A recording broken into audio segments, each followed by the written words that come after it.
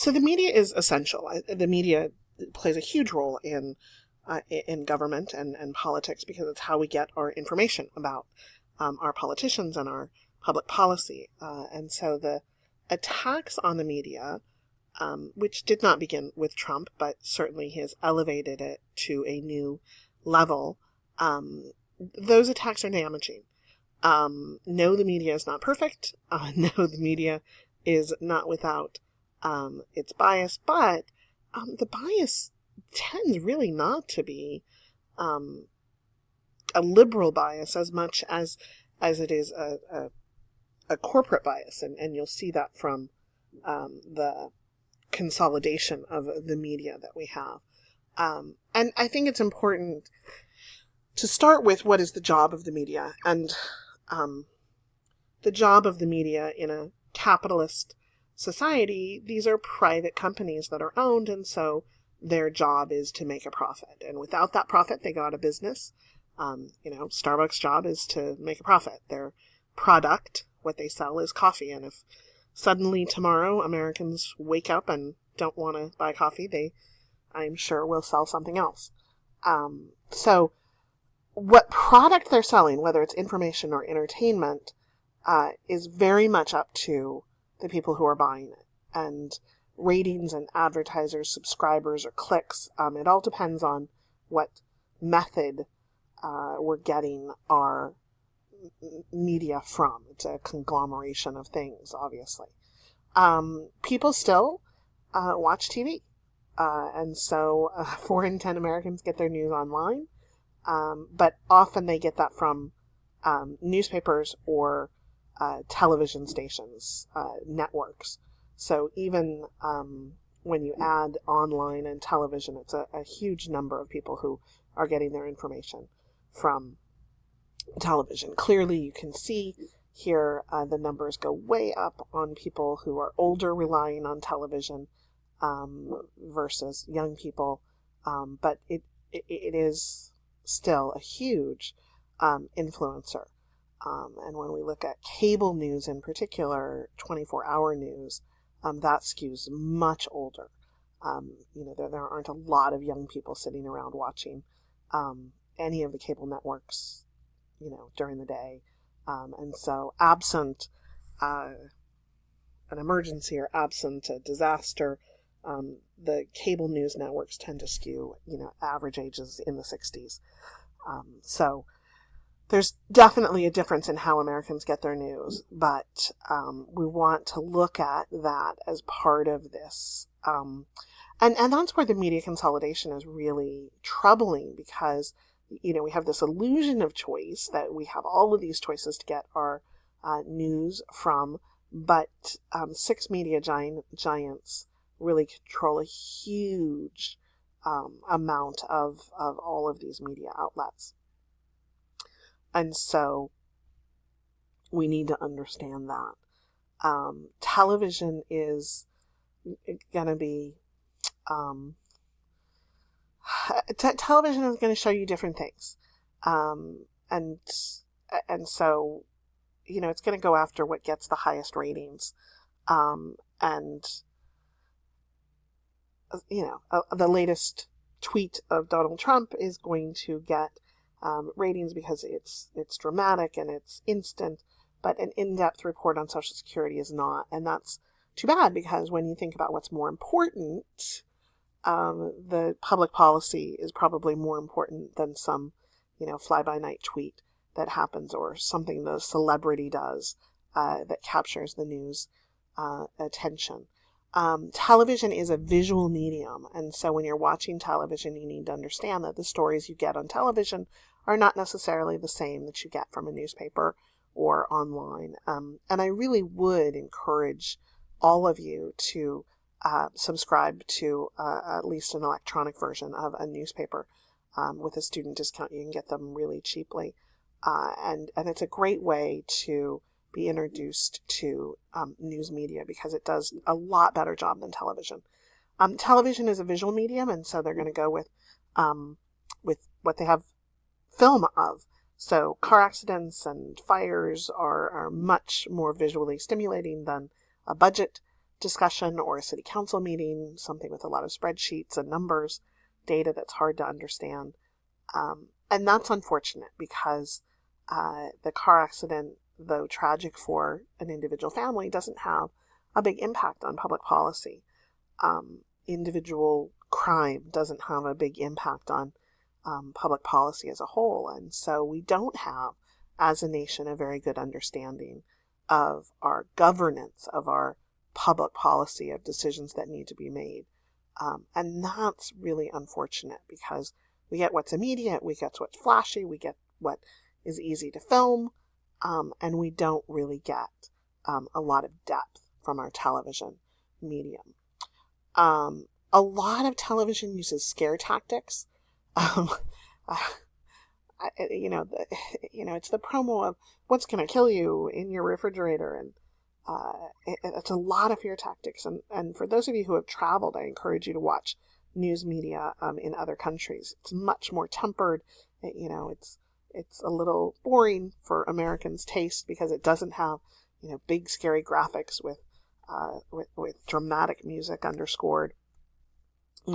There's a video that I'll post that compares the Canadian coverage to American coverage of the same event, and it's startling to realize how much sensationalism there is. The book talks about, Thomas Patterson talks about the 3 characteristics of news, what makes it news, and he rightfully says that it's timely, dramatic, and compelling, and that's true, but I would challenge you. Part of what we expect from college-educated folks in our society is a continued interest in being informed long after college is over. We expect college-educated people to stay informed. And so I really encourage you to start doing that in college, to be informed, to know what's going on, and to consider yourself a consumer of the news. And so as you're making your shopping list for what you want to know about, what you want to be educated about, what else do you put on that list? I think important, relevant, educational, how is it going to impact other people? How does it impact the world? And that's why I think a newspaper is a really great way to do that. The Week is a news magazine that's relatively cheap. They have gift subscriptions, so you could, go in with a couple of friends and get a year subscription. One of the reasons I really like it is because it has international news in short snippets around the world, where you can start to get an idea of geography. We do a terrible job in this country of teaching geography. Take a geography class, for God's sakes. I really do think it's important to educate yourself. And those general ed classes allow you to make some choices about what interests you, and kind of arm yourself with the tools that you need to be educated and informed. So I really recommend The Week.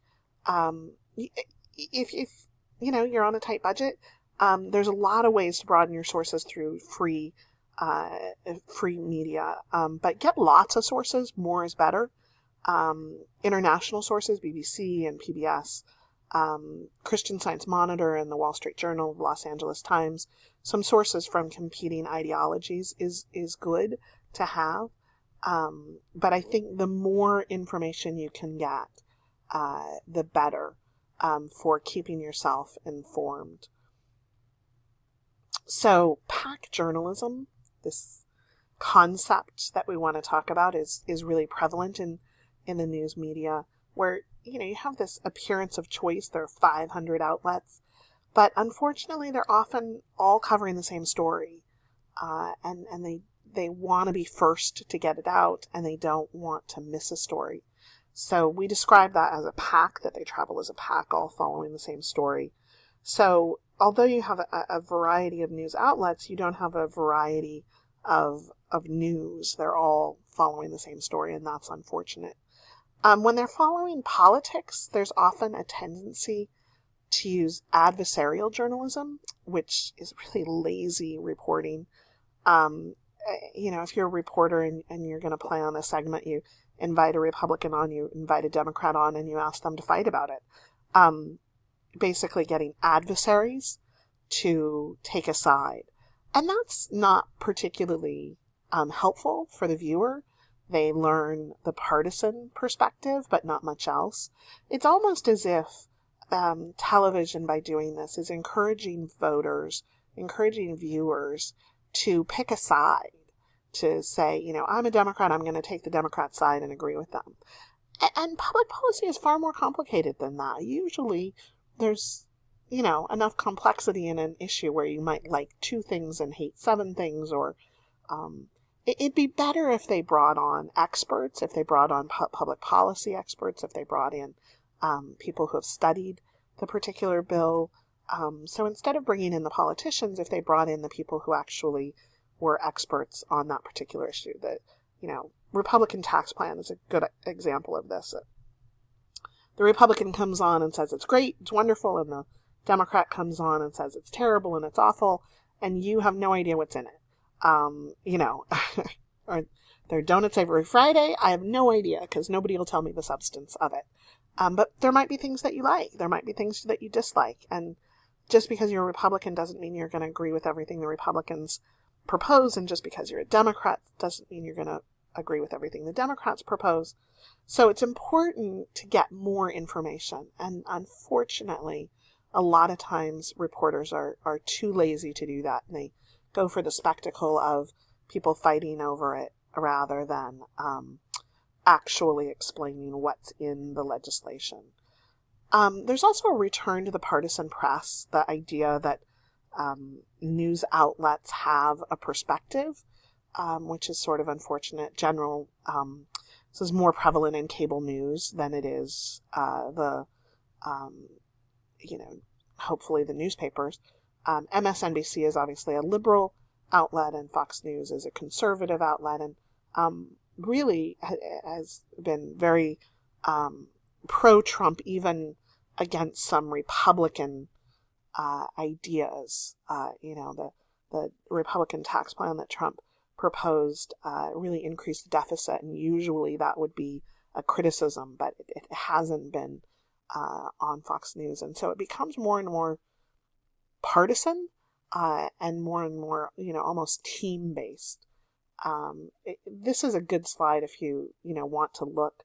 This is not my research. This is from the Media Bias a chart that they've done, which is basically the idea of, the farther to the extremes a site is, it contains inaccurate and fabricated information. So if you're looking at the Daily Caller or you're looking at Occupy Democrats, it's less likely to be truthful and objective. In the middle and at the top is original fact reporting and neutral, unbiased. AP has to sell to, all of the papers, the Associated Press, and so they really are objective in their reporting. That doesn't mean that the editorial side of things won't have a perspective, an ideology. Like the Los Angeles Times is, non-biased on their reporting pages, but on their editorial section, that's where the actual ideology of the editors comes in. So, the Enquirer has gotten, one of President Trump's best friends owns the Enquirer, and so has really become a pro-Trump. Didn't used to be too involved with politics, but now has gotten very involved. So that gives you some perspective. And again, there could be individual exceptions to these ideas, but definitely it's going to follow that. There's some good websites for checking things. Factcheck.org and PolitiFact are nonpartisan research groups that try to tell you whether or not somebody's telling the truth and whether or not something is truthful. And those are good to do your own fact checking before you spread something. So that's the beginning of the media.